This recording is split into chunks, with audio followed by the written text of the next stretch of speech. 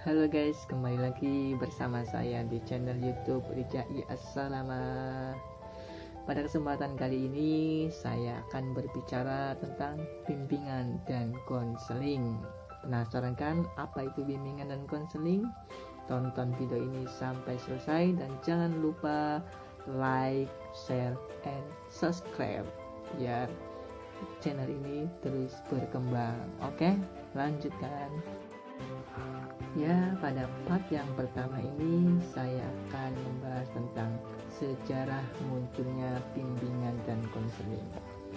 Oke guys, bimbingan konseling itu sebenarnya bukan asli dari Indonesia atau muncul dari Indonesia, tapi dari luar Indonesia, yaitu bangsa Barat.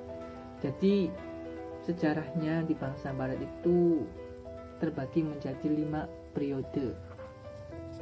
Ya, 5 periode. Ya, 5 periode ya.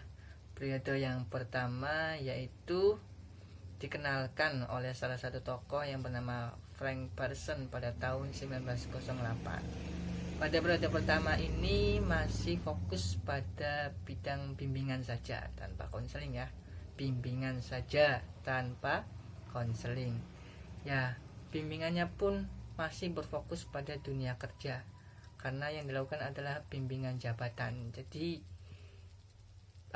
dimanfaatkan oleh para mungkin pimpinan dalam ketenagakerjaan untuk menentukan anggota-anggotanya itu cocoknya itu kerja di mana. Misalkan dianalisis dulu, misalkan si A itu pinter atau baik kemampuannya dalam bidang hitung-hitungan, berarti ditempatkannya di bidang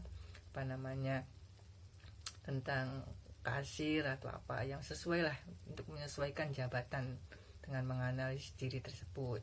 Kemudian yang pada periode kedua itu ini bimbingannya berfokus pada bimbingan pendidikan. Jadi di dunia pendidikan sudah mulai muncul itu terkait bimbingan untuk para siswa, itu sangat dibutuhkan.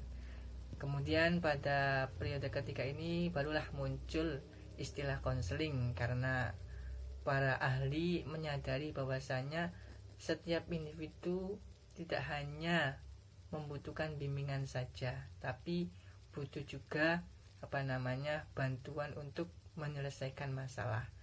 Yang bisa dibayangkan kan setiap manusia itu pasti memiliki sebuah permasalahan, sedangkan kalau bimbingan itu hanya arahan-arahan saja. Nah, di sini konseling digunakan untuk membantu individu menyesuaikan diri dengan permasalahan baik yang dihadapi dalam diri sendiri, dengan orang lain maupun di lingkungan sekitar. Bahkan dikatakan bahwasanya konseling itu sudah menjadi jantung dari bimbingan, karena konseling itu ternyata merupakan bagian dari bimbingan. Jadi bimbingan itu lebih luas seperti itu. Kemudian pada periode keempat ini lebih berkembang lagi guys. Jadi sebelum periode ketiga itu hanya melakukan penyesuaian diri, yaitu dengan masalah yang dihadapi oleh individu.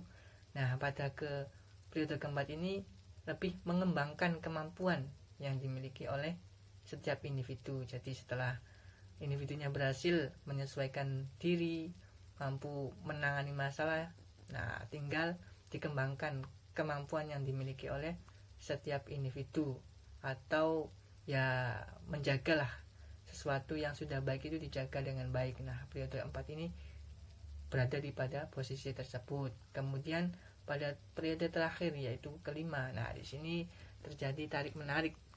Titik fokus bimbingan konseling itu di mana itu?